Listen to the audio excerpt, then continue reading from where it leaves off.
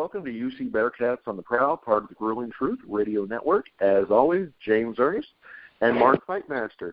Mark, tell us who's our guest today. Yeah, this week we got a guest. It's Deionte Buckley, who played with the Bearcats a couple times in 2012 and 2016, if I remember right. So, and in fact, instead of me spouting off about it and trying to fill in, I'm going to let Deionte tell the story a little bit. So, Deionte, you want to walk us through how you came to UC and then what happened and how you ended up back? Oh, wow, man.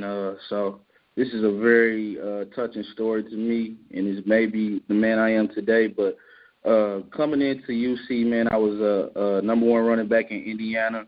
I went to Warren Central where we was number 3 in the country. You know, and it was a tough time coming off because we had lost. We was undefeated, expected to go to the state championship, and we lost to Carmel in a tough game. And you know, and I made my decision kind of early to come to UC, so I knew I was coming in the spring, and it just was a great opportunity for me. And I just loved the coaching staff. Coach Kerry Combs was my recruiting coach, and I mean, he was just the greatest guy ever. And we just fell in love with the UC campus, and the program was just so vibrant, so crazy at that time. 2012, man, it was just so beautiful what Cincy was doing on that football field, and it just led me to commit, and it told me where I wanted to be. And basically, man, when I played a lot as a true freshman on special teams, and I got a couple carries against Miami of Ohio to get my feet wet, but I mean, that time, man, it was just a blessing just to see Travis Kelce, George Wynn, and those guys, the way Walter Stewart, the way they played, man, they were all about Bearcat football. And I seen that, man, and it just gave me the opportunity to be around greatness. And with Coach Jones, man, he was my guy. He was a good dude to me, man. And when he left, I mean, it kind of did hurt, you know. It did hurt because coming into 17, I was 17 when I first got on UC's campus. So it was kind of like coming in early. You know, I gave everything I had to them, and just to see him go, it did kind of hurt a little bit. But it made me who I am today, man. And basically I left, went to Indiana State, went through my trials and tribulations there, never got to get on the field in the season. And what happened was, man, it was just a blessing. Actually, my girlfriend, man, she told me thinking I didn't know where I was going to go. And my girlfriend told me, she said, hey, did you hit up Coach Green again? And I said, no, I never thought. That was the last thing on my mind, you know, to hit Coach Green up. And I mean, man, I did it, and it was just a blessing. Coach Tubbs, man, he welcomed me in with open arms, and I still to this day appreciate him for giving me that second chance because he didn't have to do that, you know, just to showcase my talent. And it was tough times, man. I had to be resilient. And coming back in, man, I had to sit out a year, you know. And I told myself, man, I wanted to win Offensive Scout Player of the Year. I wanted to make this team as good as they can while me not being on that field.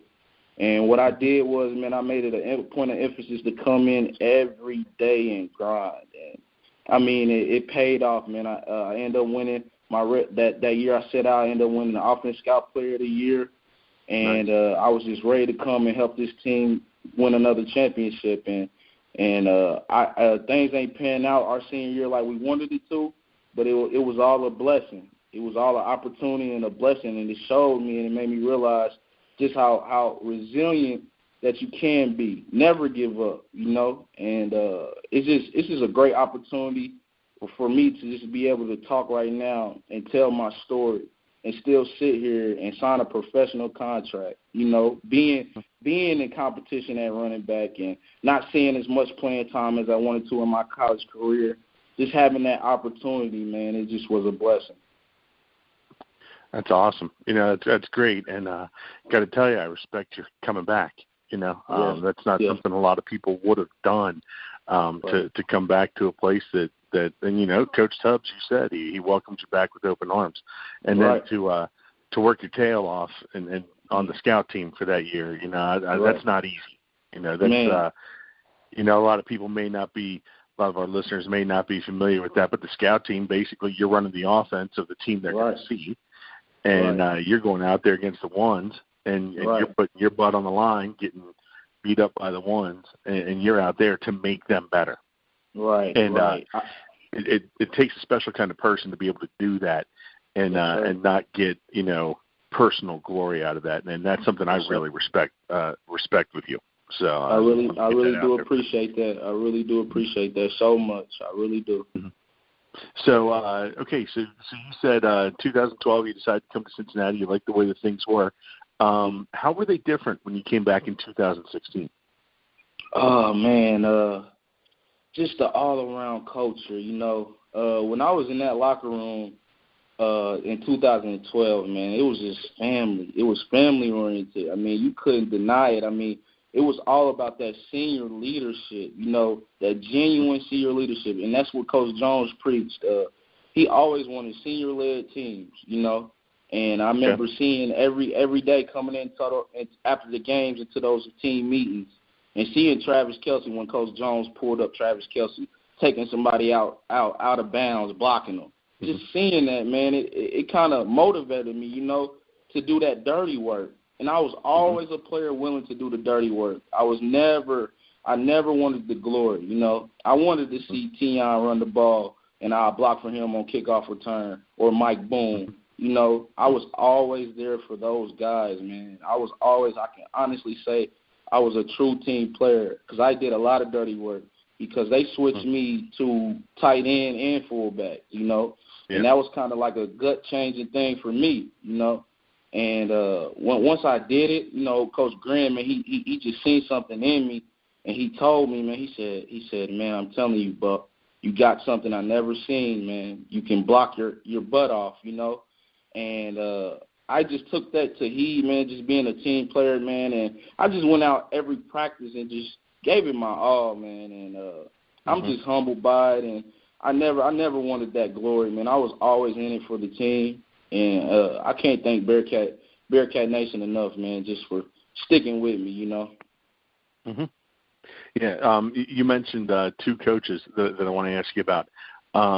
First of all, how about you talked about Kerry Combs, and are you surprised to see the success he's had moving on to Ohio State? No, not surprised at all, man. Just when I can remember him coming in and sitting down with me when Cincinnati was recruiting me, and man, I mean, you would thought he was the head coach.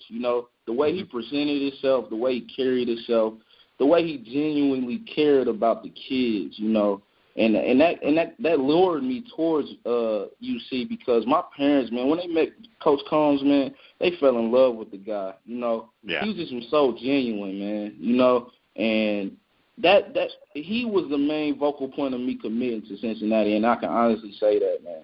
He was a genuine good dude, He was a great dude. Mm-hmm.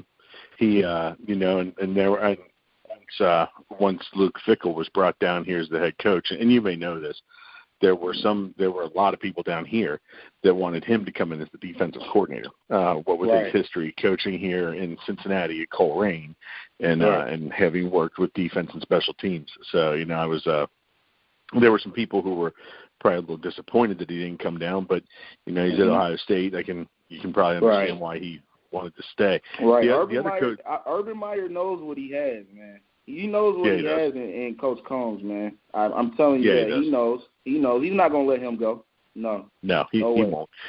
He won't. The other coach I want to ask you about, Butch. How much does it pain you or make you hurt to see the struggles that he's having over at Tennessee? I haven't really been following it like that, but I have been seeing it a little bit. But I just think Coach Jones, man, he's so passionate about what he does. A lot of people don't realize what it takes to be a head coach, man. They go through a lot, a lot of criticism. Him moving from here to UT, man, that was a blessing in itself, and it's a major obligation for him, and they want to win-win. So, every coach goes through that. When they don't win, you're going to have that criticism, And I just think Coach Jones, he's just so passionate about what he does. Sometimes he might say some crazy things or something like that, but people don't understand how passionate that man is about football.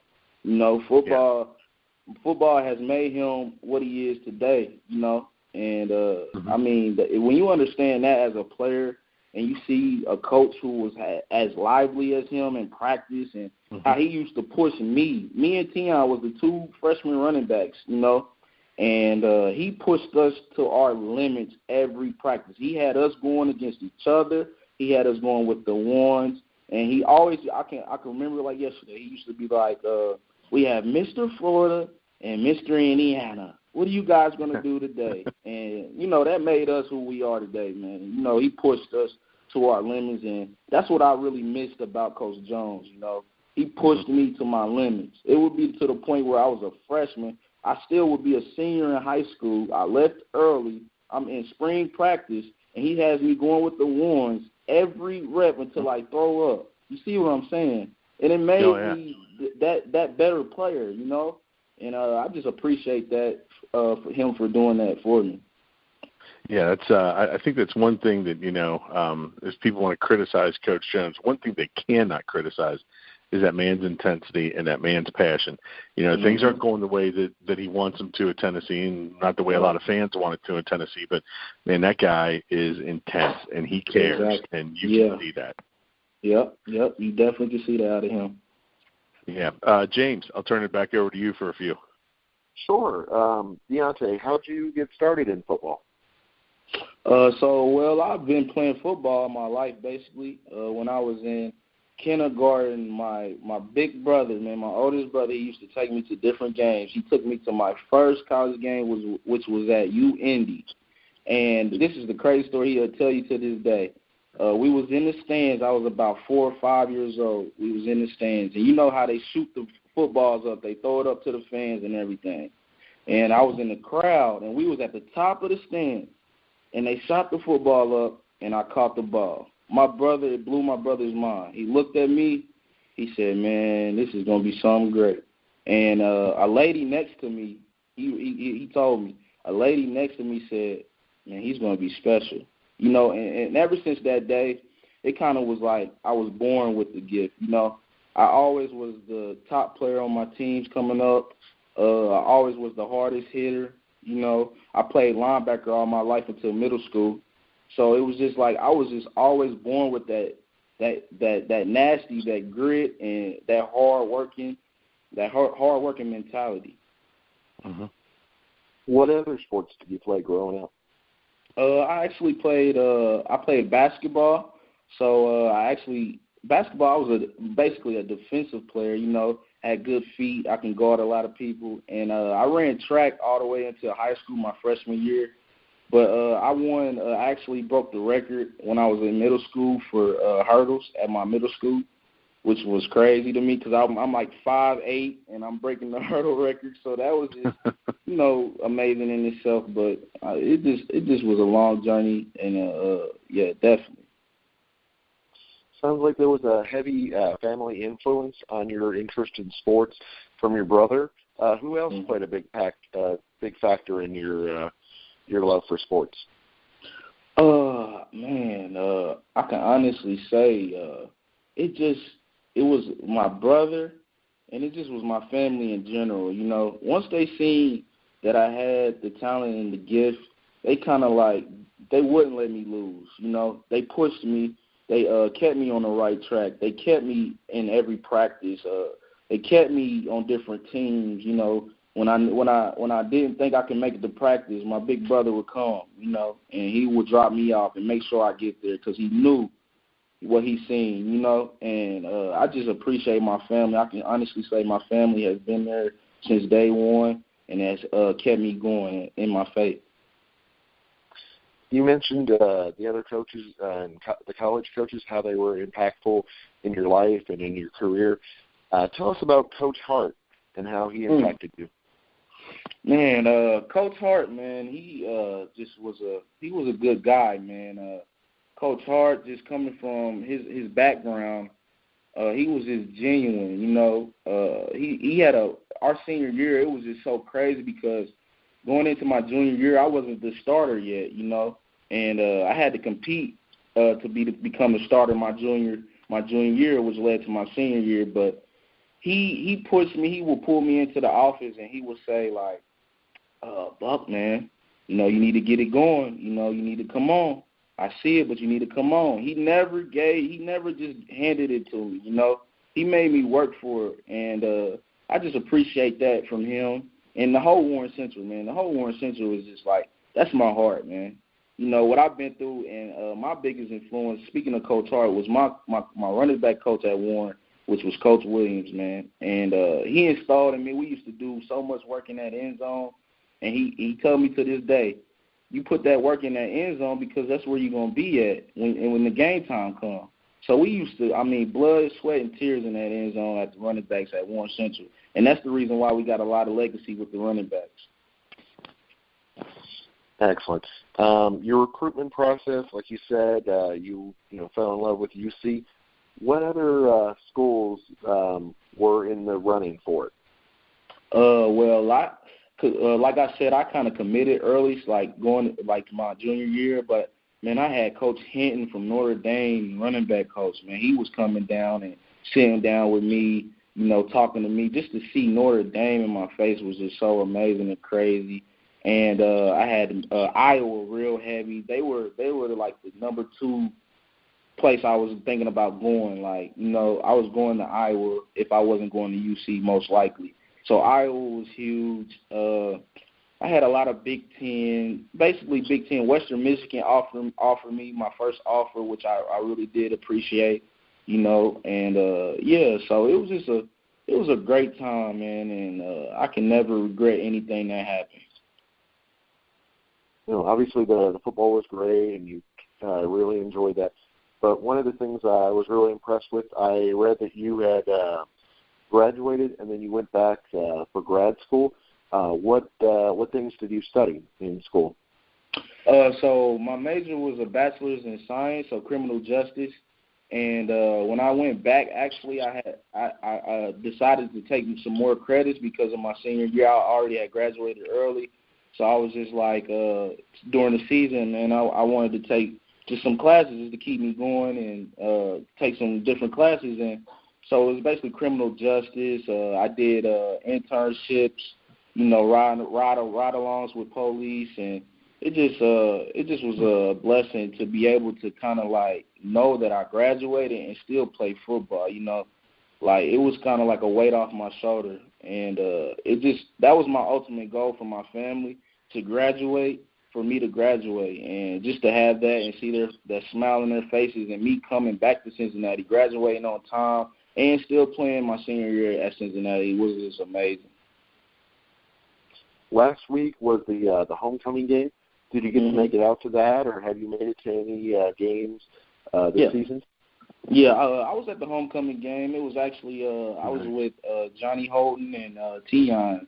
Those are my guys, and we definitely hung out, man. We went to the game, and it was crazy because all the alumni, we got to see Pete and Trav and everybody that we know and looked up to, and it was just a great opportunity, man, just to see the UC fans still sticking with that team, still believing in them guys. It's a hard time right now, but things will get better. I truly believe that. That was a heck of a game, though. You have to admit, even though they lost. Right. Man, they got resilience, man. They don't give up. They keep fighting. I love that about this team. They keep fighting. Mark, do you have any other questions? Well, I'm just wondering, maybe you could give us a rundown of what's going on with you now. Okay. Well, I actually just signed with the Sioux City Bandits in Iowa, and it's a Arena Football League, CIF, and they gave me an opportunity, man.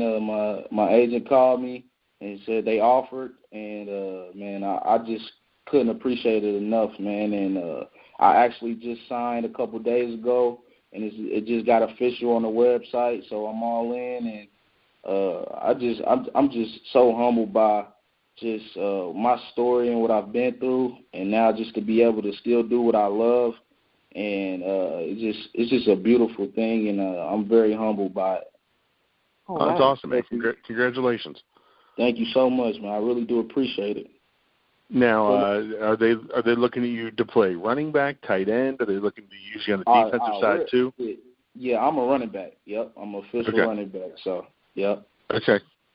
And then will you be playing a little linebacker possibly? Nah, all the way running back. Okay. Yep, all the way running back. Okay, simply offense. That's awesome, man.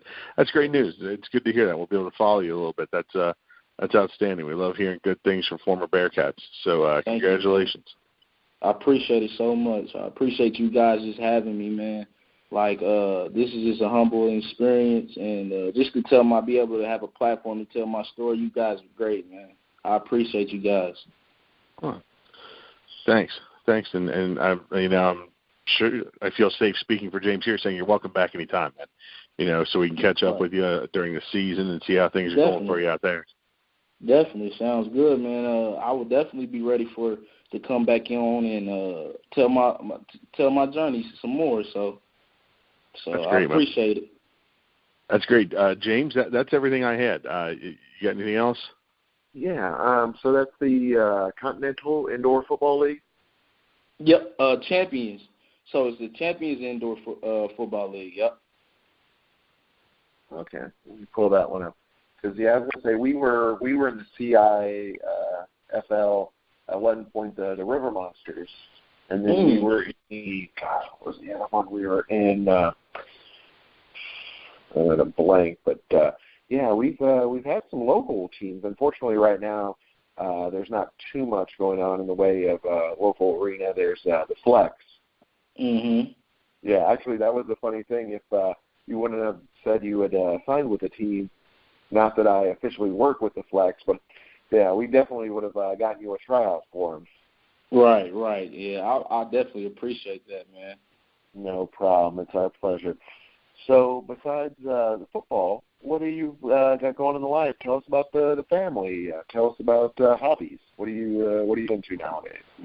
So I actually, man, in the meanwhile, me being out of football, I've been attending to as a team coordinator at the Boys and Girls Club, which has humbled me to the most positive way ever because I actually been, ever since I left UC, I've been working with the youth, and I've been being able to tell my story and lead them and tell them not to make the same mistakes as me and, show them the ropes and just meet them now seeing that I signed a contract. They're just so amazed, man. It's just a humbling experience to see the kids, how they gravitate to me, and they just see, they hardly even know me sometimes, and they just can read that I've been through it and I'm still succeeding, and it's an amazing opportunity, man. And I appreciate the Boys and Girls Club, man, because being a team coordinator, man, teams, they're different, man, and they need to be led in the right direction, and I've been having that opportunity to do so. Excellent. Yeah, I was going to say we always believe in giving back and coaching the youth. Mark coaches a youth team. He was just telling me before we went on the air that his team had made the playoffs. Yeah, wow. So you definitely have some things in common there. They're a solid. Not the best year for them, but they making the playoffs is still making the playoffs. Right. Yeah. Right. Well, what I want to say is, it's great to hear that you're giving back to the kids. I played smaller college football, and then I coached high school for a while after I got out of playing. After I was told I needed to stop, and then once my ex-wife and we had kids, and I got 3 boys, a daughter who's the oldest, and then 3 boys, and they said they wanted to get into football. And, I was like, well, you know what? I was taught how to play football wrong, now, according to all the stuff here now. So I'm like, I know I can teach them how to play it right. And right. That's why I got into it to help kids learn the game, because it really is, for my money, the best game going. And I know it's come under a lot of fire lately with all the violence and all the head injury stuff. But, as long as the kids are learning to play it right, it's the best game going. It teaches you a lot about yourself, and you can attest to that. Right. Because, listening to your story, it teaches you something about yourself. And so I admire you for giving back to the kids the way you do. I really do appreciate that, man. I really do. So, Deionte, who would you like to thank for your success, for your opportunities in life and in football? And then, of course, what social media can the fans follow you at and follow your journey? Okay, well, I would like to thank God, man. I'm a true believer in God, man. My faith has been so strong, and it kind of brings tears to my eyes because what I've been through, a lot of people would have been stopped. And I had family, I had friends switch up. I had a lot of people say I couldn't, and just with that drive, I just want to say that if you believe in yourself, keep going and never give up. Never believe what the outside says, you know. Believe in yourself. Wherever vision that you see yourself at, you can do it, you know. And with that faith in yourself, can't nobody stop you, and can't nobody tell you what you can't do. And I'm an honest and true believer of that, and I can just give all my thanks to God, man. And you can follow me for all my fans and the Bearcat Nation. You can follow me at Buckley Deionte. So you put my last name first and then Deionte. And you can follow me on Instagram at visionsclear_22. And that's just my motto right there, Visions Clear. And I'm always just about having a clear view of everything that you want to do in life. Sounds great. We greatly appreciate you coming on the show, and hopefully we'll be able to follow up with you next Bearcat season and find out how things went in the Champion League. I appreciate it so much, man. Thanks for having me. Welcome. Thanks, Deionte. Best of luck, man. All right. Thank you so much. Appreciate you guys.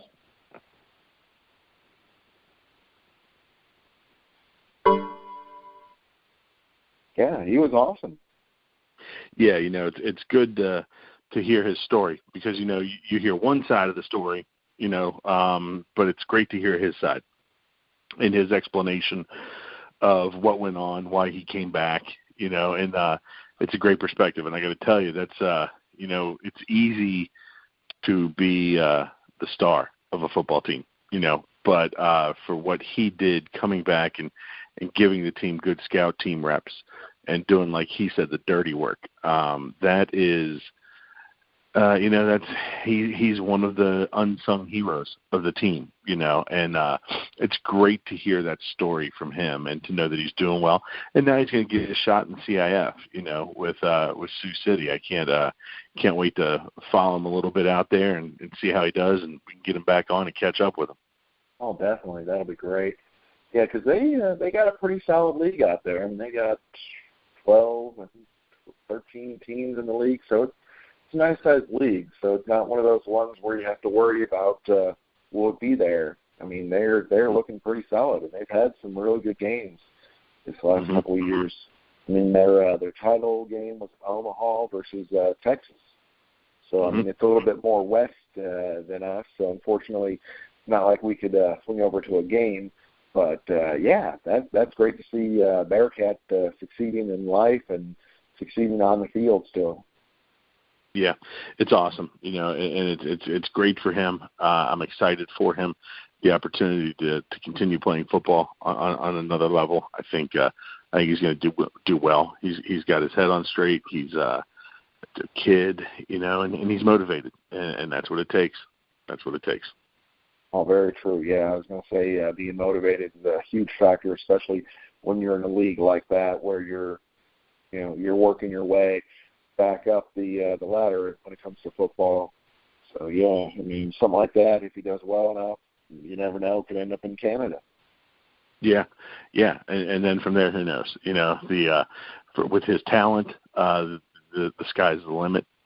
He, you know, I think it's a great opportunity for him, and he definitely sounds motivated and very thankful for the opportunity. So I got a feeling he's going to take a hold of this and make the most out of it.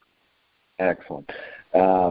He mentioned being at the homecoming game last week. There were a good number of players there, so that was nice to see the turnout, see the fans, see the players from previous teams that they care still. Now, I know we're not excited about those balls, but that was a great game. Yeah, I wish I would have seen him win, but it is what it is. They came back, they fought hard. there were some questionable strategies and calls there towards the end, but they played hard. They got back into the game. They fought, which is something we haven't seen from them in the last couple weeks. So hopefully we'll take this bye week this week and just get ready to go and come back with a couple wins. Yeah, seeing Gray score the touchdown and then score the 2-point conversion to tie it up. Mm-hmm. Oh my gosh, yeah. And then we end up having to kick the ball off, and I'm like, oh God, no, because our defense. I mean, SMU has got like you mentioned last week, has got a great offense. Unfortunately, for no apparent reason, they decided they didn't want to play Jones in the second half. That was a little odd, but whatever. Yeah, because that really was confusing the heck out of me. Because the other fellow, I'm bad with names, but we're going to call him Morton Hanks Jr. because he had that back like Morton Hanks. Oh my God. Yep. Yeah, seriously, bobblehead-esque, but he was a solid running back too, obviously. And then of course they have that feature. I want to say it was Graham, was it? I think so. Yeah, where he will be playing on the Patriots.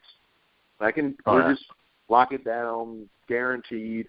Tell you that right now, he is going to be a New England Patriot. Not just the fact that after the game he was wearing Patriots jersey, because since they won the game and they were on the road, they were allowed to wear jerseys. That was part of their coach's deal with the players. Gotcha. They normally had to wear the uniforms and all, or not the uniforms, the suits. But their deal was after the game, hey, if you win the game, you get to wear whatever, you get to wear jerseys home because they have like a little wheel and you could, pick different things to wear. Well, anyway, he had Edelman on, and it was like, oh my, that's too funny because you played just like him with his 17 catches and that catch in overtime that was just ridiculous. Yeah, that killed us. What was it? It was 4th and 28 or something, and it was a 29-yard reception. So that was amazing. That was tough, and then I guess the thing that, and horrible decision in overtime when our quarterback decided to try and pitch the ball. I guess he was doing. I'm not sure. That was a terrible decision. To play is what they said. They're like, oh, he was trying. No, it was awful. No, he just needs to take the sack there. You got to be aware of the game situation and that. But exactly. I think the sack, go for the field goal and play in double overtime. Exactly. Yeah, I guess the last grievance I here on the game was, we did have the ball with a minute left and 2 timeouts, and we were 35-yard line. Exactly. Had a chance to. They started booing. Did they? At first they were booing, and I go, well, maybe they're saying boon because sometimes when they say boon, and sometimes back with the Reds, and even now with Mike Boone. Yeah. So I wasn't sure and then I'm like, no, they're booing because he didn't go for it, and they were wanting to see. Yeah. And it didn't come across the TV. I couldn't tell, but I was not happy with that decision. You weren't. The stadium wasn't happy. Nobody was happy with that. You scored that touchdown and 2-point conversion, and then you've got them 3 and out and on their heels. Exactly. I guess I don't see the harm in taking a couple shots downfield because even if they get you to go 3 and out, you're punting and going. You can pin them back. Exactly. Yeah, and the punter had been playing solid that day. Actually, he's played solid all year.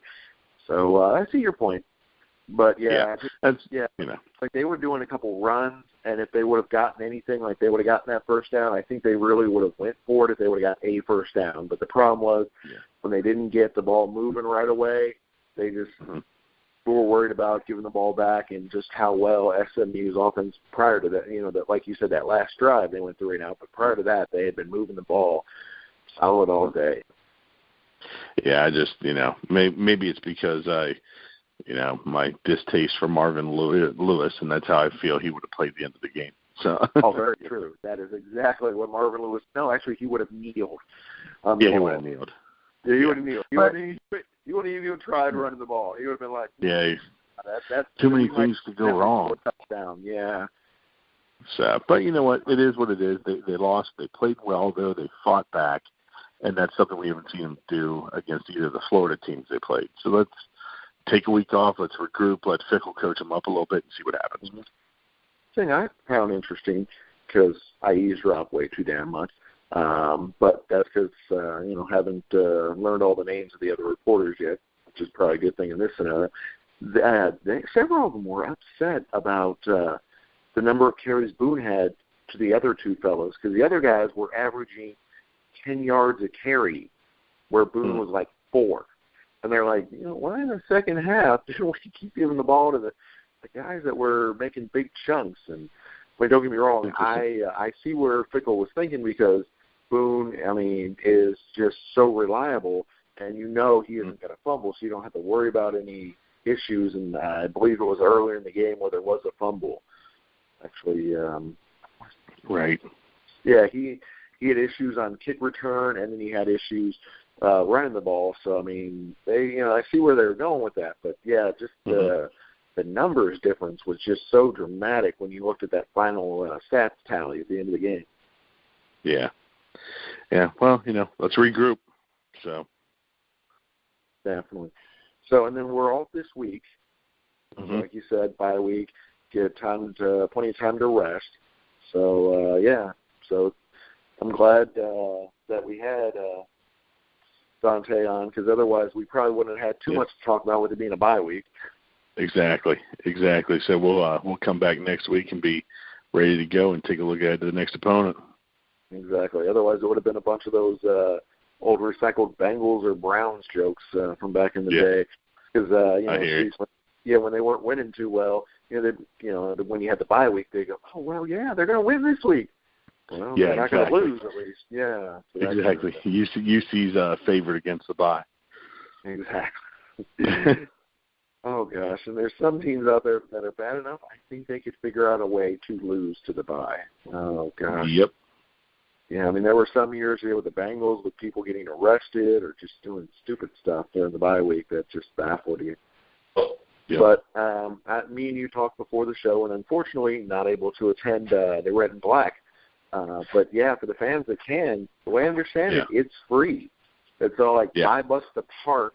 It's going to be on Saturday, I believe at 3:30.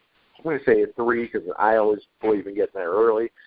That way there's plenty, you get the good parking spots, you get the good seats, because with it being free, it's going to be first come, first served when it comes to seats.